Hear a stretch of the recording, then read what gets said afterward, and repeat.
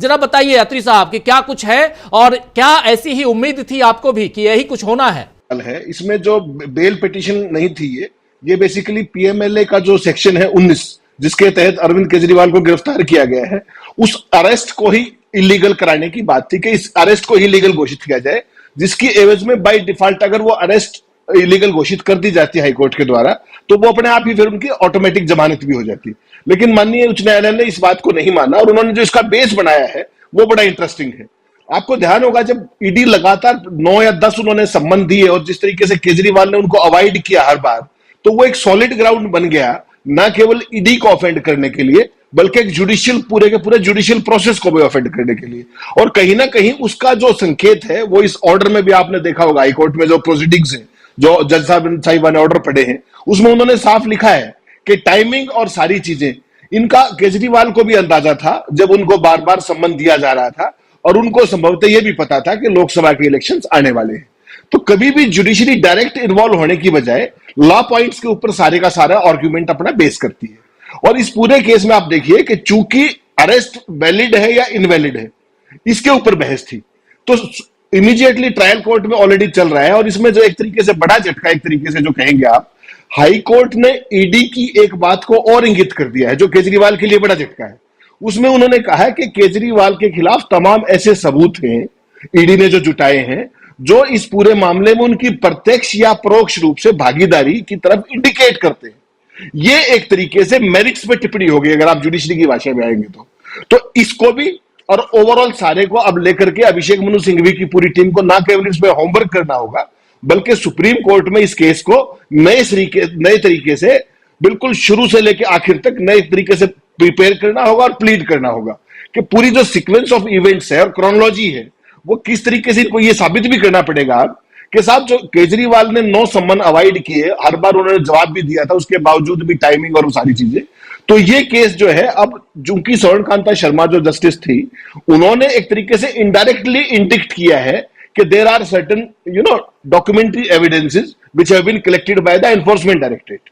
और पीएमएलए की सेक्शन 19 को अरेस्ट को जिस तरीके से खारिज किया गया है वो केजरीवाल के लिए सुप्रीम कोर्ट में भी नई सिरदर्दी पैदा करेगा और सारे केस को बिल्कुल शुरू से लेकर आखिर तक एक नए पर्सपेक्टिव में उनको प्लीड करना पड़ेगा अगर उनको चुनाव से पहले राहत लेनी है तो। राजीव जी, अब यहां से राजनीति पर क्या प्रभाव पड़ते हुए दिखाई देता है? इंडिया गठबंधन का पार्ट है आम आदमी पार्टी और खुद भी आम आदमी पार्टी में अभी एक उत्साह का संचार हुआ था जैसे ही संजय सिंह बाहर निकल के आए थे। उसके बाद ये क्या इसे एक झटके के रूप में देखा जाए या आम आदमी पार्टी जिस दिशा में जैसे काम करती हुई दिखाई दे रही है वैसे ही, क्योंकि चुनाव का वक्त है और ऐसे में हाई कोर्ट से तो कम से कम राहत मिलते हुए दिखाई नहीं दे रही है?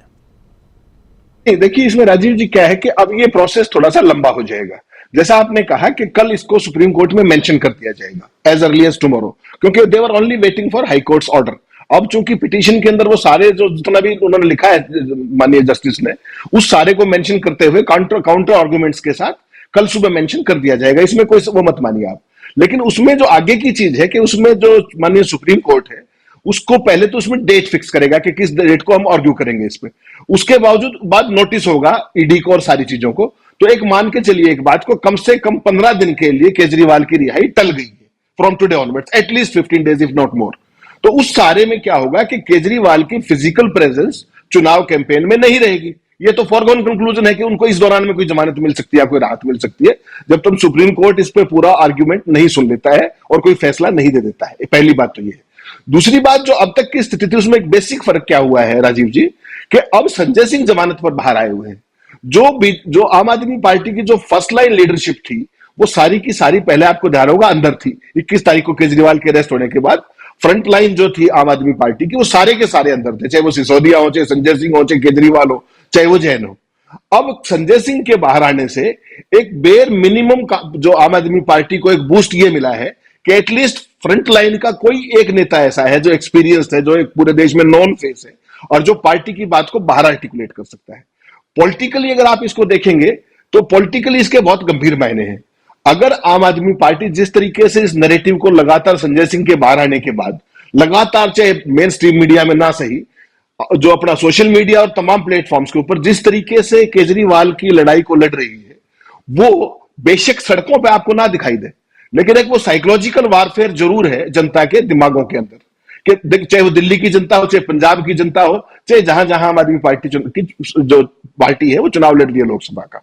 तो इस सारे में संजय सिंह के बाहर आने के बाद थोड़ी सी राहत जरूर मिली है, लेकिन केजरीवाल के बाहर आने में अभी निश्चित तौर पे समय लगेगा। ये केस थोड़ा सा लंबा चलेगा। अभी तो नोटिस होना है, पहले तो मेंशन होना है, फिर नोटिस होगा, फिर आर्गुमेंट होगा, फिर सुप्रीम कोर्ट का ऑर्डर भी इंस्टेंट नहीं आ सकता इस तरह के केस में। दे मे टेक ए डे और टू, जैसे यहां पे हाई कोर्ट ने किया, 3 तारीख को इसको ऑर्डर को रिजर्व कर लिया था। तो ये सारी कानूनी पेचीदगियां हैं। लेकिन इस सारे में जो आम आदमी पार्टी की राहत केवल इतनी है कि संजय सिंह चूंकि बाहर आ गई है, तो पार्टी का एक फ्लैग बीरर है एटलीस्ट मार्केट के अंदर, जो उनकी बात को मजबूती के साथ एज ए फेस ऑफ आम आदमी पार्टी उसको रख सकता है। अभी तक आपके साथ समस्या क्या थी कि सौरभ भारद्वाज और अतिशी बेशक चाहे वो कितने भी बड़े वो हों, लेकिन वो पार्टी के मेन स्ट्रीम और फ्रंटलाइन फाइटर्स नहीं। अब संजय सिंह के बाहर आने के बाद कम से कम एक एडवांटेज जरूर मिला है आम आदमी पार्टी को कि वो चीजों को पर्सपेक्टिव में रख के, पूरे देश में जाना माना चेहरा है, वो कुछ चीजों को ले जा सकते हैं और एक लड़ाई लड़ती हुई दिखी जा सकती है पूरे देश के स्तर पर भी। और जहां पर आम आदमी पार्टी का, जहां पर वो चुनाव लड़ रही है, चाहे वो पंजाब हो, चाहे हरियाणा की एक सीट हो, चाहे दिल्ली की सीट हो, चाहे गुजरात की एक आध सीट है, उस सारे में आम आदमी पार्टी को उतनी राहत जरूर है। बाकी केजरीवाल के लिए निश्चित मानिए आपके अगले कुछ दिन अभी उनको जेल में रहना ही पड़ेगा, कोई विकल्प है नहीं। अरविंद केजरीवाल अगर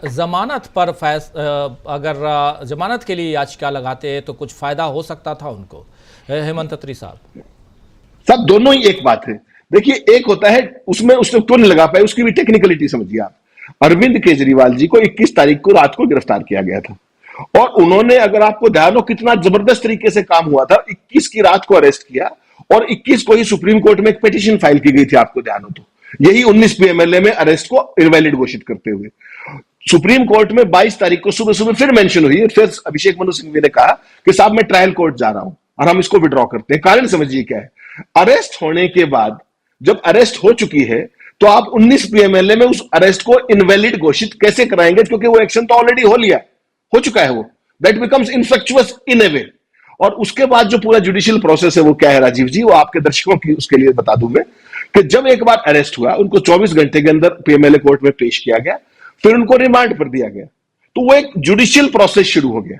जुडिशियल प्रोसेस शुरू हो गया तो इन्होंने उस दौरान में, अगर ये जमानत की याचिका लगाते तो उस टाइम तो जमानत याचिका बनती ही नहीं थी, क्योंकि वो तो पुलिस रिमांड में थे, ईडी के रिमांड में थे उस टाइम पे, तो वो नहीं बनती थी। इसलिए उन्होंने जो जुडिशियल जो तरीके होते हैं उसमें फिर उन्होंने इस अरेस्ट को ही इनवैलिड घोषित कराने के लिए पिटीशन डाली, जिस प्रोसेस का आज आउटकम आया है कि माननीय उच्च न्यायालय ने कहा है कि ये अरेस्ट इनवैलिड नहीं है, ये एज पर द लॉ है। तो ये चीज हमें समझनी पड़ेगी। अब सुप्रीम कोर्ट में चूंकि जाएंगे ये लोग, तो ये 19 पीएमएलए में जाने की बजाय कि वो अरेस्ट थी, इलीगल थी, अलीगल थी, उसमें कोई बहुत ज्यादा मतलब नहीं है। एक मकसद केवल क्या है, अरविंद केजरीवाल को जितना जल्दी हो सके जेल से बाहर लाने का। तो उसमें चूंकि अब वो जुडिशियल कस्टडी में है, ईडी की कस्टडी में नहीं है, तो अब बेस्ट तरीका ये है कि भाई इतने दिन हो गए, पहले भी इनके खिलाफ लगातार केस चल रहा था। इन दो ही चीजें होती हैं जब आप अरेस्ट करते हैं कि क्या आप गवाहों को प्रभावित करेंगे, एक, दूसरा आप सबूतों के साथ छेड़छाड़ करेंगे, दो। ये दो नेचुरल पैमाने हैं कोर्ट के सामने जब आप जमानत की बात करते हो। तो अब चूंकि अरविंद केजरीवाल ऑलरेडी तिहाड़ जेल में जा चुके हैं, जुडिशियल कस्टडी में है वो, तो अब जो अभिषेक मनु सिंघवी की जो टीम है उनको पीएमएलए के सेक्शन 19 को चैलेंज करने की जरूरत नहीं है। अब वो सीधा बेल एप्लीकेशन फाइल कर सकते हैं, ये कहते हुए कि साहब हम तो बाय डिफॉल्ट बेल के लिए आपके वहां गए थे, उस टाइम वो था, और अब हमारी आप बेल के ऊपर पिटीशन सुन लीजिए। तो मुझे लगता है सुप्रीम कोर्ट को उसको सुनने में कोई बहुत ज्यादा दिक्कत भी नहीं होगी। डायरेक्टली और इनडायरेक्टली मायने दोनों के एक थे, चाहे वो 19 पीएमएलए की अरेस्ट वैलिड का सवाल हो या बेल का सवाल हो, दोनों का डिफॉल्ट मतलब एक ही है, अरविंद केजरीवाल को बाहर लाने का। मुझे लगता है कि अब जो सेकंड पार्ट है कि जमानत के लिए जाएंगे अभिषेक मनु सिंघवी, जुडिशियल नॉलेज तो यही कहती है, बाकी देखते हैं वो कल क्या मेंशन करते हैं। और उसके साथ साथ संजय सिंह अब जेल से बाहर, ये दोनों चीजें कितना अहम किरदार निभाती हुई नजर आएंगी। क्या आपको लग रहा है कि जेल के अंदर केजरीवाल पहले से ज्यादा मजबूत, क्योंकि लोग भावनात्मक तरीके से उनके साथ जुड़ रहे हैं, और इस फैसले के बाद क्या आपको लगता है और मजबूती से आम आदमी पार्टी अपने वोटर्स के पास जाएगी? नहीं, निश्चित तौर पे बुशरा जी, देखिए दो चीजें होती है। एक तो होता है कि व्यवहारिक पक्ष ये है कि आज अरविंद केजरीवाल सलाखों के पीछे है, इसमें कोई कंफ्यूजन नहीं है। दिल्ली की जनता के बीच में पहले ही जो खासतौर पे जो लोअर तबका है, जो केजरीवाल के खासतौर पे वोटर है, वो देखिए आप सड़कों पर आए हो या ना आए हो, लेकिन उन्होंने एक रिस्पॉन्स खास तरीके का दिया है जब संजय सिंह रिहा हुए। सड़कों पर हिट करना एक बात है, और उनको यह भी पता है आम आदमी पार्टी का जो सेकंड लाइन लीडरशिप है, अब तो संजय सिंह भी बाहर आ गए, कि सड़कों पर बहुत ज्यादा धमाल मचाने से कुछ नहीं होगा, उससे जुडिशरी भी ऑफेंड होगी और पार्टी का नाम भी बदनाम होगा। तो इसलिए उन्होंने एक बेहतर रास्ता यह निकाला है, क्योंकि आप ये देखिए कि आम आदमी पार्टी भी आंदोलन से निकली हुई एक पार्टी है, और वो लफाजी के मामले में और नैरेटिव बिल्डिंग के मामले में बीजेपी से आगे है, कमतर नहीं है कभी भी। चाहे वो टैग लाइन्स का मामला हो, चाहे कैच लाइन्स का मामला हो, चाहे स्लोगन्स का मामला हो, चाहे सोशल मीडिया के इफेक्टिव यूज का मामला हो, नारे नारे बनाने का मामला हो, किसी भी चीज में वो भारतीय जनता पार्टी से पीछे नहीं। Professionally they are very well equipped, they are very resourceful, वो सारे के सारे विजनरी लोग हैं, उसके अंदर प्रोफेशनल लोग हैं आम आदमी पार्टी में। तो ऐसे में उनके लिए तो अगर आप देखेंगे तो केजरीवाल, जहां तक सवाल है, केजरीवाल आम आदमी पार्टी के जहां तक चुनावी उसका सवाल है, एक होता है जेल से बाहर अगर अभी आ जाए उसका परिणाम, और एक चुनाव से, जैसे आपने कहा कि 25 मई को चुनाव है, एक आए केजरीवाल 12 या 14-15 मई को, तो उन दोनों में बड़ा फर्क है। तब वो एक हीरो के तौर पर बाहर आएंगे, और तब तक इस मोमेंटम को बना के रखना संजय सिंह और कंपनी का काम है। तो मुझे ऐसा लगता है कि आम आदमी पार्टी की जो लीडरशिप है, उन्होंने तय कर लिया है, वो भी सारा जानते हैं, इस देश के जुडिशियल प्रोसेस को भी जानते हैं, कानूनी पेचीदगियों को भी जानते हैं, प्रक्रिया लंबी है, process itself is a punishment that everybody says in this country. तो ऐसे में उनको एक लॉन्ग टर्म स्ट्रेटजी बनानी पड़ेगी, और वो लॉन्ग टर्म स्ट्रेटजी उन्होंने पहले से ही तय कर दी। जैसे आपने कहा कि जेल के अंदर और बाहर जो जिस तरीके की जो स्थिति, जो टैगलाइन जिसका आप जिक्र कर रहे थे, तो इस मोमेंटम को बनाए रखना आम आदमी पार्टी के लिए बड़ी चुनौती है। और मुझे लगता है कि इस मामले में वो बहुत प्रोफेशनल लोग हैं, वो इस न केवल इस मोमेंटम को बनाएंगे, बल्कि बीजेपी को दिल्ली के अंदर इस सारे खेल के अंदर मुझे लगता है कि नुकसान हो सकता है अगर केजरीवाल लंबे समय तक अंदर रहते हैं, और आम आदमी पार्टी का ये नैरेटिव कनेक्ट करता है मासेस के साथ, जिसके वो अनडिस्प्यूटेड चैंपियन है, जो आपने विधानसभा के चुनाव में भी देखा, दिल्ली के लोकसभा चुनाव के इमीडिएट बाद 6 महीने बाद चुनाव हुआ था, आपने देखा होगा दिल्ली का क्या परिणाम आया। उसके बाद एमसीडी में बीजेपी को जिस तरीके से चारों खाने चित किया। तो जब भी आम आदमी पार्टी बीजेपी के सामने इस तरीके से होती है, तो वो उनके ऊपर एडवांटेज होता है। और अब केजरीवाल चूंकि अंदर है, और इंडिया अलायंस के अंदर भी आम आदमी पार्टी शामिल है, तो मुझे लगता है इस पूरे खेल में बीजेपी को नुकसान हो सकता है, जहां तक लोकसभा चुनाव का सवाल है। जी बिल्कुल, और लग भी रहा है लगातार जिस तरह से जब से अरविंद केजरीवाल जेल गए हैं, इस पूरे के पूरे कैंपेन ने एक तरह से धार पकड़ी है। और हमने देखा कि लगातार, चाहे रामलीला मैदान में हमने देखा कि जब इंडिया अलायंस की पूरी रैली हुई थी, उसके बाद जिस तरह का एक दिन का उपवास रखा गया था, और उसके बाद जब से संजय सिंह बाहर आए हैं, लगातार वो जनता से ही मुखातिब है, प्रेस कॉन्फ्रेंस वो लगातार करते हैं। वो रैली में जब वो छूटे थे, तब उन्होंने आम आदमी पार्टी के दफ्तर से जिस तरह से अपने कार्यकर्ताओं को और देश को संबोधित किया था, वो प्रहार करते हुए लगातार नजर आ रहे हैं, और अपनी बातों को जिस धारदार तरीके से और ताकतवर तरीके से वहां पर रख रहे हैं। संजय सिंह के बाहर आने के बाद आम आदमी पार्टी की ताकत जो है वो कहीं ना कहीं दुगनी हो गई है। उम्मीद आम आदमी पार्टी को भी नहीं थी। हेमंत जी, ये भी मैं आपको बताऊं कि हमने जब रामलीला मैदान में जब मौजूद थे, और वहां पर कई वहां के जो कार्यकर्ता थे और जो लीडर थे उनसे बात की, वो कहीं ना कहीं उनको अंदर खाने ये पता था कि शायद इतनी जल्दी राहत नहीं मिलेगी अरविंद केजरीवाल को, क्योंकि संजय सिंह की बात करें तो 6 महीने के बाद उनको राहत मिली। और संजय सिंह जो है, इस पूरे मामले में उनका नाम सबसे कम बार इस्तेमाल किया गया है, और 2 करोड़ की बात सिर्फ इसमें कही गई थी, एक्स ने वाई को दिया, वो स्थापित नहीं हो पाया। और वहीं दूसरा मनीष सिसोदिया, जो कि 14 महीने से ज्यादा से इस मामले में, शराब नीति मामले में, वो जेल में है। और अब अरविंद केजरीवाल, आज जो पूरा, मैं आपसे सवाल ही पूछना चाह रही हूँ कि आज जो ऑर्डर आया है हाई कोर्ट की तरफ से, जिसमें यह कहा गया है कि आपके खुद जो सदस्य हैं उन्होंने भी माना है कि उनको पैसे मिले, जो उनकी गिरफ्तारी है वो लीगल है, ये कहना कि ईडी के पास पर्याप्त सबूत मौजूद हैं, ये कहना कि हवाला के जरिए जो है पैसे वो गोवा के इलेक्शन में इस्तेमाल किए गए, इन तमाम बातों को अगर कोर्ट मानती है, और अगर कोर्ट ये कहती है कि आप अगर अप्रूवर सरकारी गवाहों पर आप सवाल उठा रहे हैं, तो वो आप ईडी पे नहीं बल्कि आप कोर्ट पे सवाल उठा रहे हैं, क्योंकि कोर्ट ये तय करता है कि कौन सरकारी गवाह बनेगा या फिर नहीं। ये तमाम दलीलें, क्या आपको लगता है इस केस को केजरीवाल के खिलाफ, क्या इसको मजबूत बनाया है? और क्या और सुप्रीम कोर्ट जाने पर, क्योंकि वो केस का जो है संज्ञान लिया जाएगा, जो कुछ हाई कोर्ट में हुआ है, क्या अब और ज्यादा मुश्किल बढ़ सकती है केजरीवाल की, आपको लगता है? नहीं नहीं बुशरा जी, देखिए न्यायपालिका में और खासतौर पर जो ये मुकदमेबाजी है, इसमें हर दिन एक नया दिन होता है। हाई कोर्ट ने अपने तरीके से कुछ ऑब्जर्वेशंस की। हाई कोर्ट का जो ऑर्डर होता है वो लोअर कोर्ट को तो प्रभावित कर सकता है कि हाई कोर्ट ने या फेल्ड किया या फेल्ड किया या फेल्ड किया। सुप्रीम कोर्ट में जब आप जाते हैं तो पूरे के पूरे लॉ की इंटरप्रिटेशन नए सिरे से होती है। तो इसको ये मान लेना कि केजरीवाल को बहुत बड़ा झटका लग गया है, ऐसी कोई बात नहीं है। उसको इंटरप्रेट करने का तरीका है। हाईकोर्ट की जो सिंगल बेंच थी, जो जस्टिस स्वर्ण शर्मा थी, उनका एक व्यू था, उन्होंने अपनी ऑब्जर्वेशंस दे दी। उसको आप मेरिट में मानिए ना मानिए कोई बहुत फर्क नहीं पड़ता जब हायर जुडिशरी का सवाल है। अगर आप यहां से सुप्रीम कोर्ट ना जा रहे होते तो निश्चित तौर पे ये बहुत बड़ा झटका है, क्योंकि ट्रायल कोर्ट के अंदर इन ऑब्जर्वेशंस का एक इंपैक्ट होता है। लेकिन बुशरा जी, सुप्रीम कोर्ट में जब खासतौर पर लार्जर बेंच में केसेस जाते हैं, इस केस में डबल बेंच या 3 जजों की बेंच होगी, तो उनका एक अपना व्यू रहता है, हाउ दे टेक इट और how the Abhishek Manu Singhvi and his team they present the all the facts in a particular perspective. वो सारी की सारी चीजें, एक होता है कि how you represent things and how सामने वाला टेक्स इट। सुप्रीम कोर्ट की जहां तक बात है जुडिशरी की, सुप्रीम कोर्ट में चीजों को होलिस्टिक व्यू में लिया जाता है कानून की दृष्टि से। वहां पर लॉ को इंटरप्रेट करने का भी अधिकार है और कानून की व्याख्या करने का भी अधिकार है। ये एक बेसिक फर्क समझिए आप। अगर हाई कोर्ट के बाद अगर सुप्रीम कोर्ट में ना जा रहे होते केजरीवाल या आम आदमी पार्टी, तो बड़ा झटका है। लेकिन जब सुप्रीम कोर्ट में जा रहे हैं तो एक नया अध्याय खुलेगा, सारे के सारे तर्कों पे, सारे वितर्कों पर, सारे मेरिट्स पे, सारे सबूतों पे, और जो गवाह हैं उनकी भी, जिस तरीके से उन्होंने कहा कि सीआरपीसी के 164 के बयान थे, पीएमएलए के भी बयान थे और सारी बातें थी। एक बात तो बड़ी स्पष्ट है ना, देखिए हाई कोर्ट बहुत सारी चीजों से बचता है बुशरा जी। जैसे जज ने अपने उसमें भी कहा कि we don't get into politics, लेकिन सुप्रीम कोर्ट जो है कभी भी इन चीजों से घबराता नहीं है। अगर आपने देखा हो, जो इलेक्ट्रल बॉन्ड का भी केस था, तमाम तरह की कहानियां सुनाने की कोशिश बड़े बड़े वकीलों के द्वारा की गई सरकार की शय पे, ये हो जाएगा साहब, वो हो जाएगा। उन्होंने क्या किया? They said nothing doing. पहले आप ये डिटेल्स देके आइए। आपको ध्यान होगा 3 बार ये हुआ, अपन ने बहस की सारी। तो सुप्रीम कोर्ट का पर्सपेक्टिव एक अलग पर्सपेक्टिव होता है, होलिस्टिक पर्सपेक्टिव होता है और वाइडर पर्सपेक्टिव होता है।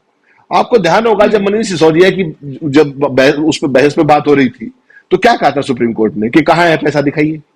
जस्टिस खन्ना की आपको याद होगी ना ऑब्जर्वेशन, मनी ट्रेल कहां है दिखाइए। और उसके बाद जब ऑर्डर आया ऑब्जर्वेशन के बाद, तो वो दूसरा आया कि वो उनकी जमानत रिजेक्ट होगी। तो वो सारी चीजें कीपिंग देम अपार्ट। लेकिन यहां से सुप्रीम कोर्ट में जब आप जाएंगे तो you should consider it as a new day for Arvind Kejriwal, for his legal team. वो किन बातों के ऊपर अपना केस खड़ा करते हैं, किन चीजों। हेमंत जी, यहाँ पर महत्वपूर्ण बात ये है कि अगर हम इस पूरे केस को देखते हैं और जिस तरह से अब तक दलीलें जो पेश की गई हैं, जो लोग इसमें आरोपी थे वही लोग इसमें अप्रूवर बन गए, सरकारी गवाह बन गए। 10-10, 11-11 बयानों तक उन्होंने केजरीवाल का नाम नहीं लिया और अचानक से उन्होंने केजरीवाल का नाम लिया। यहाँ पर शरद रेड्डी से लेकर और दूसरा मगुंता रेड्डी की बात करें तो एक टीडीपी से वो कैंडिडेट बन गए हैं, यानी कि एनडीए के कैंडिडेट बन गए हैं, और दूसरे आपको पता है कि उन्होंने इलेक्ट्रोल बॉन्ड के जरिए पैसा दिया है 55 करोड़ के करीब। तो और उसके बाद कोई भी मनी ट्रेल अभी तक सिद्ध नहीं हुई है। ना तो संजय सिंह के घर से कोई पैसा मिला, ना ही मनोज सिसोदिया के घर से कोई पैसा मिला, ना ही अरविंद केजरीवाल के घर से कोई पैसा मिला। सिर्फ इसमें हवाला का ही यहाँ पर जिक्र किया जा रहा है, क्योंकि पैसा हवाला के जरिए गोवा के इलेक्शन में इस्तेमाल किया गया, इसीलिए कोई मनी ट्रेल सिद्ध नहीं हो पा रही है। आप इन सब दलीलों को जब देखते हैं तो कितना मजबूत और कितना कमजोर इस केस को मानते हैं आप? नहीं बुशरा जी, देखिए मैं तो एक बात मानता हूं कि पीएमएलए एक्ट बहुत ही ड्रैकोनियन लॉ है, बहुत ड्रैकोनियन है। इसके अंदर जितनी भी चीजें आप पढ़ती जाएंगी आप स्तब्ध रह जाएंगी। इस तरह के कानून एक प्रोग्रेसिव सोसाइटी में आमतौर पे नहीं होते। और वो क्यों बनाए जाते हैं कानून? वो डेटरेंट कानून होते हैं। किसी को भी उस बात तरह की चीज सोचने से पहले 100 बार सोचना पड़ेगा। जैसे पीएमएलए एक्ट है या टेररिस्ट का एक्ट था, ये तमाम दुनिया भर के एक्ट हिंदुस्तान के अंदर है। ये ड्रैकोनियन लॉ है, इसमें कोई शक नहीं है। इसमें कोई भी पॉलिटिशियन, मुझे आप एक बात है, ये कोई भी पॉलिटिकल पार्टी अगर इसको मेरिट्स पे बात करें तो फिर तो ये बात है कि 55 करोड़ रुपए उन्होंने दिए हैं, उसकी तो ट्रेल भी है। बीजेपी को जो 55 करोड़ रुपया गया है वो किस तरीके से पैसा कहां से आया, क्या आया, उसकी चूंकि जांच नहीं हो रही है तो इसलिए बीजेपी शाह है। और यहां पर चूंकि ये केस ऑलरेडी चल रहा है, उसमें आम आदमी पार्टी के तमाम नेता अंदर है, इसलिए अरविंद केजरीवाल को भी अंदर दे दिया। लेकिन सवाल यह है कि पीएमएलए एक्ट का जो सेक्शन 45 है, आप कल्पना कर सकते हैं उसमें जमानत कैसे है। आप जज हैं, उसमें आपको 2 चीजें सुनिश्चित करनी पड़ेंगी जब आप ऑर्डर पास करेंगे बेल का। पहला तो यह कि इस व्यक्ति के खिलाफ कोई सबूत आपकी दृष्टि में नहीं है मनी लॉन्ड्रिंग का। कोई भी जज आरंभिक स्टेज पे चार्जशीट से पहले क्या ये कह सकता है? 90 दिन चार्जशीट का टाइम होता है, 90 दिन तो मैं जेल में रह गया ना इस बात पे। और जब आपके सामने फैक्ट्स आए, उसके बाद पहला तो यह कि क्या आप कन्विंस्ड हैं कि इस व्यक्ति ने मनी लॉन्ड्रिंग की है, केस पॉइंट नंबर 1। और दूसरा, जब एज ए जज आपको दूसरी चीज और करनी पड़ेगी कि क्या आप इस केस में यह मानती हैं कि इस व्यक्ति ने यह अपराध तो नहीं किया, क्या ये आगे भी नहीं करेगा? मुझे ये बताइए, भविष्य जज कोई जो है वो भविष्य कैसे तय कर सकता है? तो इतना एक तरीके से ये वाहियात जिसको कह सकते हैं धारा है सेक्शन 45, उसमें आपको जमानत मिलेगी भी तो कैसे मिलेगी? तो ये तो जब जिस तरीके से मनी बिल ला करके इस कानून के अंदर बदलाव किया बीजेपी ने, वो तो उस दिन से दिख रहा था। और फिर जब सुप्रीम कोर्ट के अंदर जब उसको एक वैलिडेट भी करा दिया गया, जिन जज साहिब ने किया वो आजकल लोकपाल है इस देश के, तो पूरे के पूरे जो हालात और सर्कमस्टांसेस हैं वो बड़े अनफॉर्चुनेट हैं। ये जो चीजें होती थी, ड्रैकोनियन लॉ किसके लिए होते थे? जो बहुत ही शातिर अपराधी हैं, मानेंगे आप इस बात को, आतंकवादी हैं, बड़े बड़े शातिर अपराधी हैं, ड्रग कार्टल्स हैं, वेपन कार्टल्स हैं। यहां एक पॉलिटिशियंस के हिसाब से जिस तरीके से इन चीजों को यूज किया जा रहा है, वो देखिए, आज भारतीय जनता पार्टी है, कल कोई और पार्टी सत्ता में होगी, सत्ता तो किसी की वो नहीं है। तो ये सारी चीजें मेरिट्स पे डिसाइड होनी चाहिए।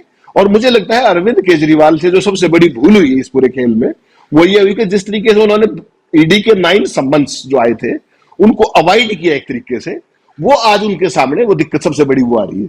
अगर वो कहीं शामिल तफ्तीश हो जाते, क्योंकि चुनाव उनको ये अंदाजा था कि शायद चीफ मिनिस्टर होने के कारण ईडी गिरफ्तार नहीं करेगी, और सारी आम आदमी पार्टी भी इस बात से खुश थी कि अब तो आचार संहिता लगी, अब शायद अरेस्ट नहीं करेगी। लेकिन वो दौर चला गया इस देश में।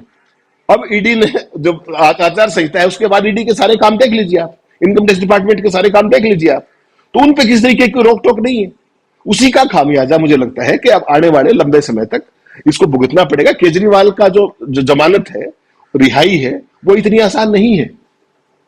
जी, ये बिल्कुल, और ये आम आदमी पार्टी को भी इसका अंदाजा था कि इतनी आसान नहीं है, और उनको ये अंदाजा था कि इतनी जल्दी कोर्ट से, इतनी जल्दी तो जेल से बाहर अरविंद केजरीवाल नहीं आएंगे, ये प्रोसेस लंबा खिंचने वाला है। अब सवाल ये है कि 25 मई को दिल्ली में वोटिंग होने जा रही है, क्या उससे पहले कोई राहत मिलती है? क्योंकि अभी वक्त है। क्या इलेक्शन कैंपेन में हम अरविंद केजरीवाल को देख पाएंगे, उनके चेहरे को देख पाएंगे? क्योंकि अरविंद केजरीवाल जब इलेक्शन कैंपेन करेंगे तो जाहिर सी बात है ताकत बहुत बढ़ेगी, ना सिर्फ आम आदमी पार्टी की बल्कि इंडिया गठबंधन की भी, क्योंकि वो उनके साथ है और उनके साथ दिल्ली में चुनाव लड़ रहे हैं। और यही मुश्किल है कि जिन 7 सीटों पर भारतीय जनता पार्टी काबिज है अभी, और अभी की कांग्रेस और अरविंद केजरीवाल यानी आम आदमी पार्टी जो है उनका गठबंधन है इंडिया गठबंधन के तहत, तो जाहिर सी बात है कि अब भारतीय जनता पार्टी को ये लग रहा है साफ तौर पर कि वो पुराना जो 2019 का जो 7 सीटें उसने हासिल की थी वो उस पर कायम नहीं रह पाएगी। अरविंद केजरीवाल की गैर मौजूदगी को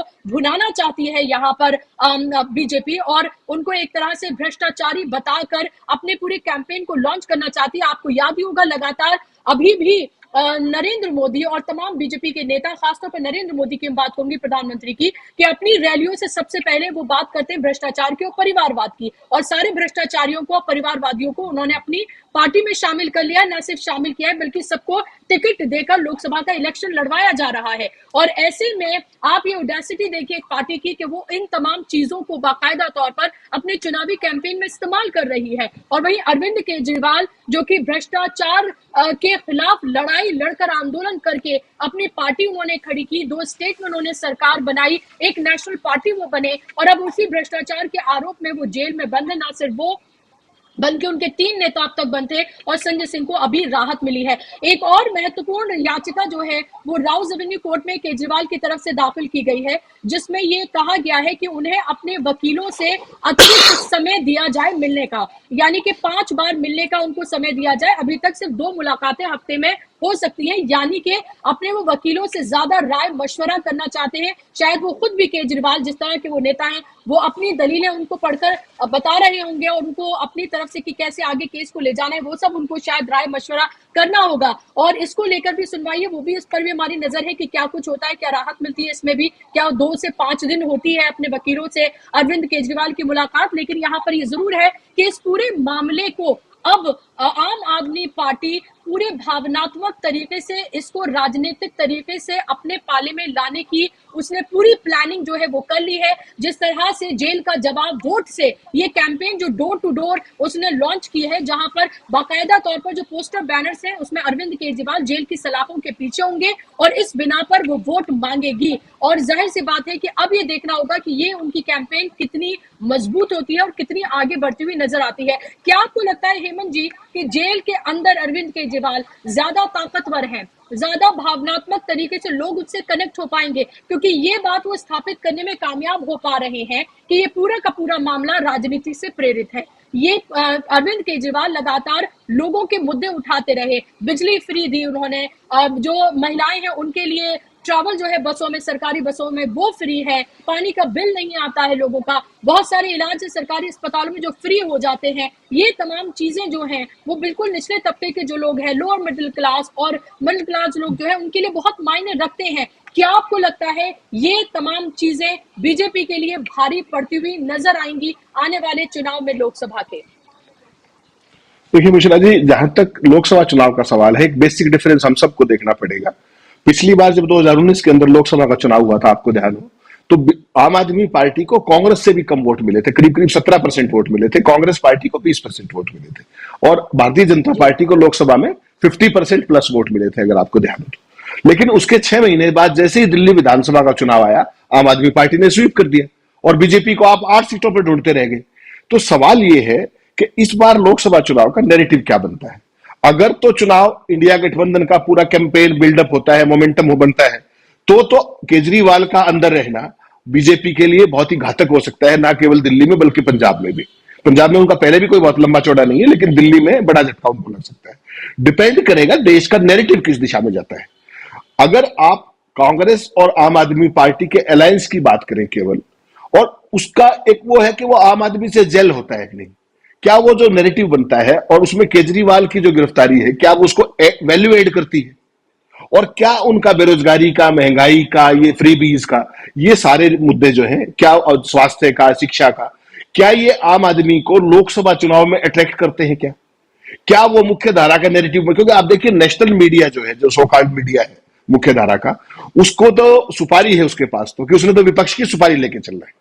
तो ऐसे में अल्टरनेट मीडिया के प्रयोग, इफेक्टिव प्रयोग में आपको ध्यान होगा, आम आदमी पार्टी शुरू से ही चैंपियन रही है, चाहे वो लोकसभा का चुनाव हो, चाहे विधानसभा का चुनाव हो, चाहे वो एमसीडी का चुनाव हो। अब देखना केवल इतना है कि इस बार लोकसभा का चुनाव में फाइनल नैरेटिव क्या उभर के आता है। पिछली बार पुलवामा ने सारी चीजों को धोखे रख दिया था, आपको ध्यान होगा, सारे का सारा खत्म हो गया था, किसी का कोई मुद्दा ही नहीं बचा था। इस बार अभी तक बीजेपी बैकफुट पे है तमाम कारणों के चलते। तो ये आने वाले कुछ दिनों में तय होगा कि दिशा किस तरफ चलती है, और दिल्ली और पंजाब जहां पर आम आदमी पार्टी मेन स्ट्रेंथ में है, वहां पर चुनाव चूंकि अगले लास्ट फेसेस के अंदर है, तब तक वो मोमेंटम किस दिशा में जाएगा, क्या बिल्डअप होगा, क्या इश्यूज रहेंगे, उन सारों पे बहुत कुछ डिपेंड करेगा। इतना निश्चित मान के चलिए कि आम आदमी पार्टी बीजेपी को उसी के तरफ में घुस के नैरेटिव के मामले में फंसाने में उनसे बड़ी सिद्धहस्त कलाकार है, इसमें कोई धोखा नहीं है। वो हर चीज को मुद्दा बनाने में, उसको भुनाने में बीजेपी से कहीं ज्यादा प्रोफेशनल है, कहीं ज्यादा डेडिकेटेड है, और उनकी टीम जो है वो ज्यादा वेल इक्विप्ड है, जहां तक सोशल मीडिया और अल्टरनेट मीडिया के प्रयोग का सवाल है। जी बिल्कुल, और वो हम देख भी रहे हैं कि लगातार जब से अरविंद केजरीवाल गिरफ्तार हुए हैं, जब से वो जेल गए हैं, तब से हर एक मिनट में कहूंगी कि आम आदमी पार्टी एक पूरा नैरेटिव बनाने में लगी हुई है और उसमें कामयाब होती हुई भी नजर आ रही है। लगभग हर रोज हम ये देखते हैं कि सोशल मीडिया, एक्स के जरिए या अलग अलग प्लेटफॉर्म के जरिए कहा जाता है कि आज ये पर्दाफाश बड़ा होने वाला है, आज वो पर्दाफाश बड़ा होने वाला है। चेहरे अलग अलग होते हैं आम आदमी पार्टी के, और उसको लेकर पर्दाफाश जो है वो किया जाता है। हर रोज अलग अलग तरह की कैंपेन जो है वो लॉन्च की जा रही हैं। आप ही देखिए कि रामलीला मैदान में इंडिया गठबंधन की रैली हुई, वो अरविंद केजरीवाल की गिरफ्तारी के बाद, उसके विरोध में। फिर उसके बाद संजय सिंह जब रिलीज होते हैं तो हमने देखा कि तब जो है संजय सिंह लगातार प्रेस कॉन्फ्रेंसेस तो कर ही रहे हैं, लेकिन आम आदमी पार्टी के दफ्तर से एक तरह से वो एक रैली की तरह से वो संबोधित करते हैं लोगों को। उसके बाद हमने देखा कि एक दिन का जो है वो उपवास रखा जाता है, और उसके साथ साथ लगातार आम आदमी पार्टी के जो कार्यकर्ता हैं वो सड़कों पर हैं, लगातार लोगों से संवाद करने की भी कोशिश है। ये अपने आप को विक्टिम दिखाने में वो कामयाब हो पा रहे हैं कि देखिए राजनीति से प्रेरित है ये पूरा मामला, क्योंकि हम जनता के मुद्दे उठाते हैं, इसीलिए हमें इस तरह से राजनीतिक तरीके से फंसाया जा रहा है। और कोई भी भ्रष्टाचार का कोई मामला अभी तक सिद्ध नहीं हो पाया है, कोई मनी ट्रेल सिद्ध नहीं हुआ है। सिर्फ वो लोग जो पहले अपराधी थे फिर वो अप्रूवर बन गए, और उसके बाद ये केस जो है वो पूरा बनाया गया है और हमारे नेताओं को फंसाया जा रहा है ताकि आम आदमी पार्टी को खत्म किया जा सके। ये पूरी साजिश है।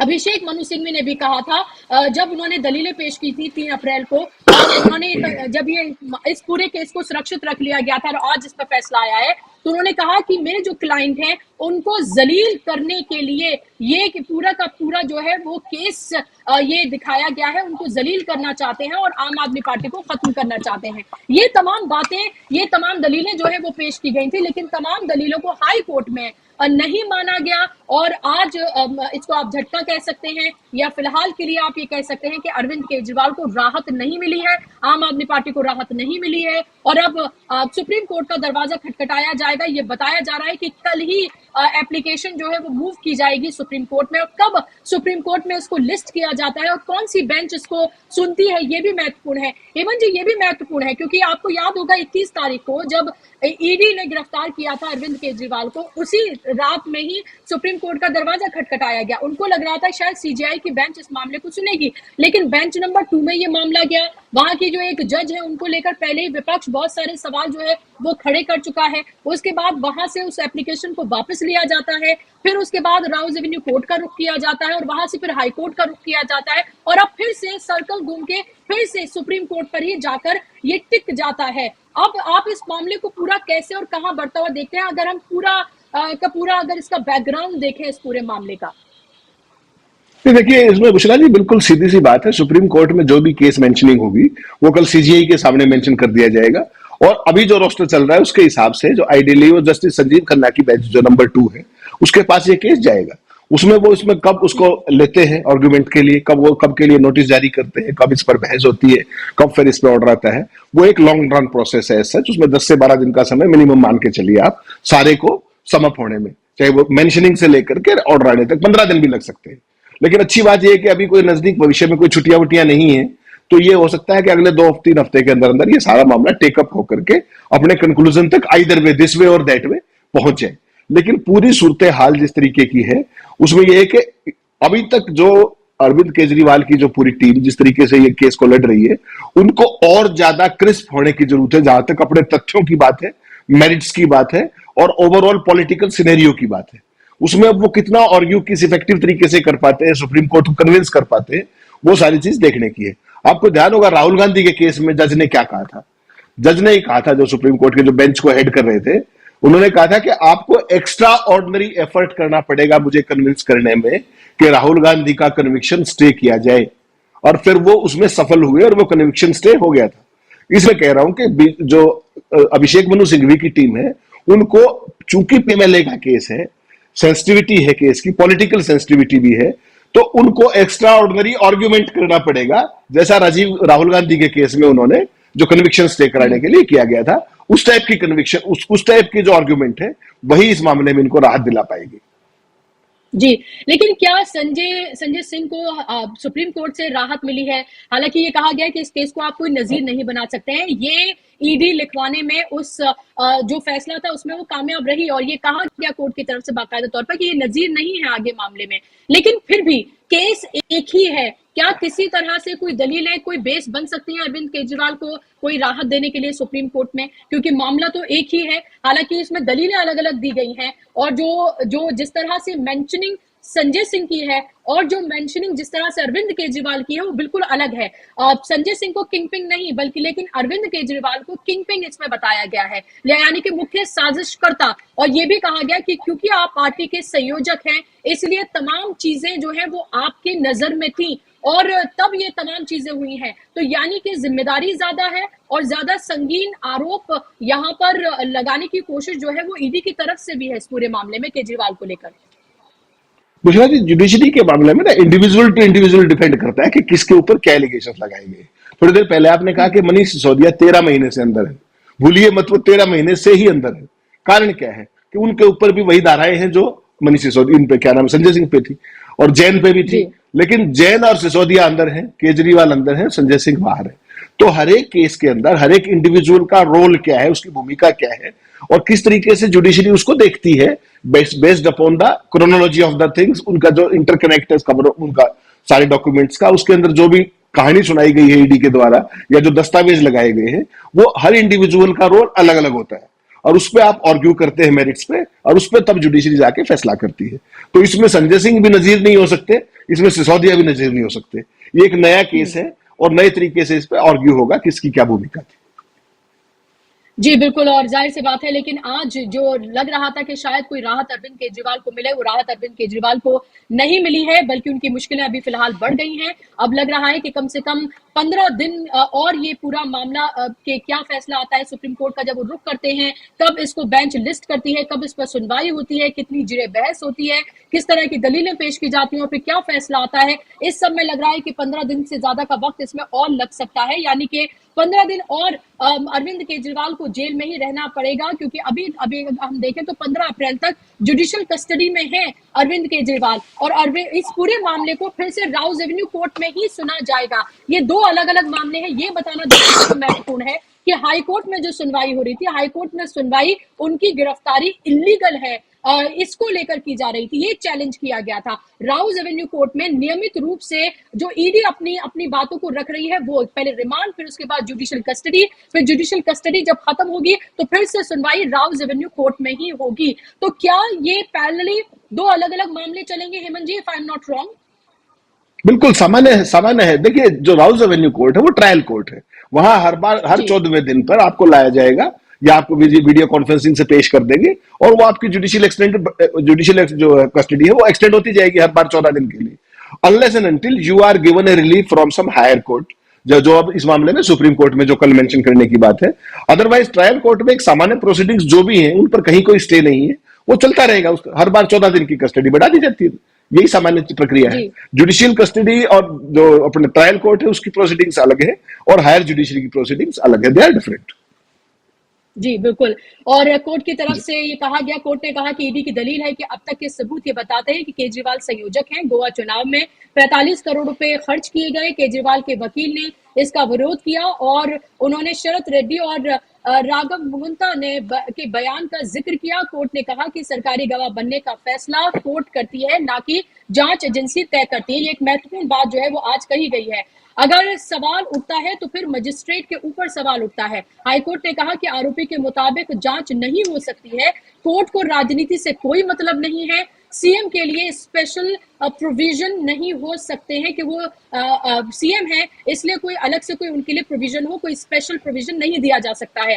आम आदमी पार्टी के राष्ट्रीय संयोजक अरविंद केजरीवाल ने याचिका में एजेंसी की तरफ से की गई गिरफ्तारी के समय पर सवाल उठाया था और साथ ही ये कहा था कि ये लोकतंत्र, निष्पक्ष चुनाव और समान अवसर सहित संविधान की बुनियादी संरचना का उल्लंघन है। लेकिन इसमें से किसी भी बात को नहीं माना गया। ये भी कोर्ट की तरफ से कहा गया कि ये मामला केंद्र वर्सेस केजरीवाल नहीं है, बल्कि ईडी वर्सेस केजरीवाल है, क्योंकि लगातार जो दलीलें पेश की गई, चाहे अभिषेक मनु सिंह भी हो या फिर जब केजरीवाल ने अपनी दलीलें पेश की थी, तब ये कहा गया था ये पूरा मामला राजनीति से प्रेरित है।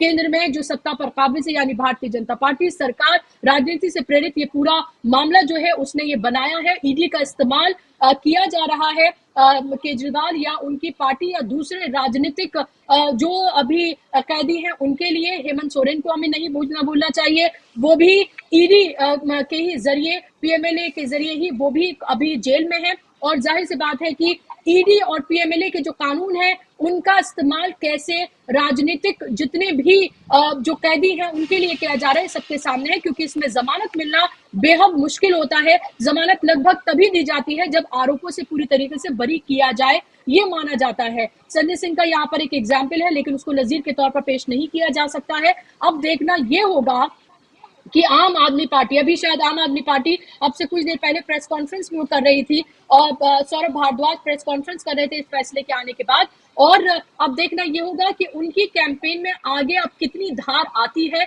आगे इस पूरे कैंपेन को वो किस तरह से आगे बढ़ाते हैं, ये देखना बेहद महत्वपूर्ण है। और इसमें इंडिया गठबंधन का क्या रोल होता है ये भी देखना बेहद महत्वपूर्ण होगा। एक और सवाल मैं आपसे ये पूछना चाह रही थी हेमंत जी, कि अभी अगर पूरे इस मामले को देखते हैं, क्या आपको लग रहा है कि इंडिया गठबंधन, अरविंद केजरीवाल जेल में भले ही सही, लेकिन इस पूरे मामले को ना सिर्फ आम आदमी पार्टी लेकिन जो इंडिया गठबंधन है वो भी इसको भुनाएगा, अपनी तरफ वो लाएगा, क्योंकि हमने देखा कि तमाम रैलियों से इसका जिक्र बार बार किया जा रहा है कि ईडी, सीबीआई, आईटी का दुरुपयोग करके जो नेता हैं उनको जेल में भेजा जा रहा है और अकेले मैदान में खड़े होकर नरेंद्र मोदी ये चुनाव लड़ना चाहते हैं और 400 पार और 370 का नारा और जुमला उनकी तरफ से गढ़ा जा रहा है।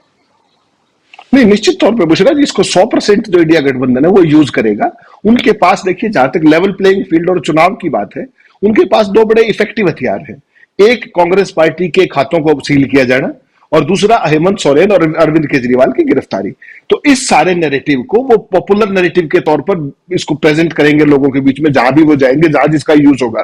मान लीजिए बिहार में जाते हैं, यूपी में जाते हैं, झारखंड में जाते हैं, तो या इवन छत्तीसगढ़ में जाते हैं, मध्य प्रदेश, जहां जहां आदिवासी बेल्ट है वहां हेमंत सोरेन का जिक्र आएगा ही आएगा, क्योंकि आदिवासी के वो एक चेहरा है। इसी तरीके से जहां जहां केजरीवाल की बेल्ट है वहां पर उसका जिक्र होगा ही होगा। Without commenting on the merits of the case, Bharatiya Janata party और उसकी एजेंसियां तो लगातार विपक्ष के निशाने पे हैं, और जिस तरीके से इन दोनों को अरेस्ट किया गया वो सारे का सारा चुनाव नैरेटिव में आएगा ही आएगा। तो अब ये देखना है कि उसको कितना इफेक्टिवली, जो अपोजिशन है इंडिया अलायंस, वो उसको कितना इफेक्टिवली लोगों तक ले जा सकता है कि देखिए ये इसमें ईडी वीडी और ये बाकी सारी चीजें तो कहने की बात है, सारा किया धरा ये केंद्र सरकार का है, लोग समझ रहे हैं, केवल उसको लोगों के साथ कनेक्ट करने की बात है। मुझे लगता है कि इस मामले में और कोई सक्षम हो चाहे ना हो, लेकिन आम आदमी पार्टी इस काम की बड़ी माहिर है और वो ये कर पाएंगे। जी बिल्कुल, आम आदमी पार्टी एक ऐसी पार्टी है जो इस पूरे मामले में नैरेटिव बनाने में, अपने भावनात्मक तरीके से अपने मुद्दे को बुनाने में और लोगों के बीच पहुंचने में वो माहिर पार्टी है, और कहीं ना कहीं भारतीय जनता पार्टी से एक हाथ आगे ही है ये कहा जा सकता है, क्योंकि एक ऐसी पार्टी जो आंदोलन से पार्टी बनी, उस आंदोलन पर हम कई बार कह चुके हैं कि आप उस पर सवाल उठा सकते हैं, लेकिन आप ये देखिए कि जिस पार्टी को उन्होंने सत्ता से बेदखल किया, आज उसी के साथ उसका गठबंधन है, और वो दोनों पार्टियां मिलकर दिल्ली का चुनाव जो है वो लड़ने जा रही हैं। और नेशनल लेवल पर भी देखें तो जहां कहीं भी इंडिया गठबंधन की रैलियां होंगी वहां तमाम जगहों पर आम आदमी पार्टी के नेता नजर आएंगे। हमने रामलीला मैदान में देखा, सोनिया गांधी से लेकर प्रियंका गांधी, राहुल गांधी, मल्लिकार्जुन खड़गे, दिल्ली के नेता तमाम वहां पर मौजूद थे।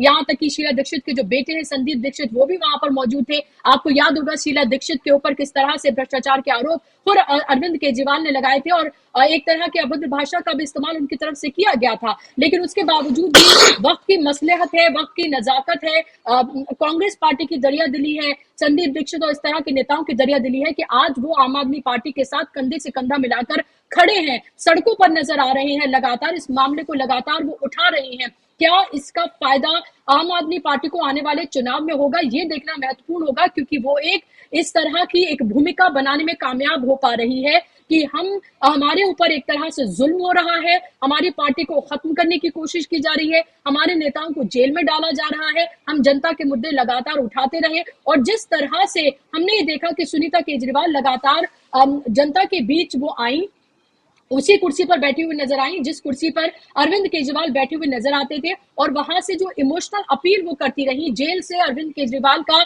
जो एक मैसेज था वो जनता के बीच उन्होंने पहुंचाया, वो कहीं ना कहीं एक अच्छी, एक तरह की भावनात्मक अपील करता हुआ नजर आया। हालांकि जिस तरह से अरविंद केजरीवाल की तस्वीर जो है वो लगाई गई, उसको लेकर बीजेपी ने बहुत ऐतराज इस पर जताया। मैं आपको ये भी बता दूं कि अरविंद केजरीवाल के जो पर्सनल सेक्रेटरी हैं उनसे भी पूछताछ हुई है। इसके अलावा ईडी न सिर्फ अरविंद केजरीवाल और आम आदमी पार्टी, बल्कि आपको पता है कि महाराष्ट्र में भी जो महाविकास अघाड़ी के जो कैंडिडेट है उनसे भी वहां पर पूछताछ की गई, वो भी ईडी के दफ्तर गए थे। लगातार आप ये देखिए कि इस पूरे मामले में अलग अलग जो इंडिया गठबंधन के दलों के नेता हैं उनसे पूछताछ का सिलसिला लगातार जारी है, और जेल में जो नेता है वो आपके सामने ही। अब ये क्या मुद्दा भावनात्मक तरीके से लोगों को छू पाता है, और क्या ये एक ऐसा मुद्दा बन पाता है, क्योंकि इंडिया गठबंधन तो इसको मुद्दा बना रहा है कि लोग इस पर वोट करें, ये एक महत्वपूर्ण बात है। बहुत बहुत शुक्रिया हेमंत जी, आप इस कार्यक्रम का आप हिस्सा बने और आपने अपनी महत्वपूर्ण तमाम बिंदु यहाँ पर रखे, बेहद महत्वपूर्ण बातें आपने तथ्यों के आधार पर रखी हमेशा की तरह।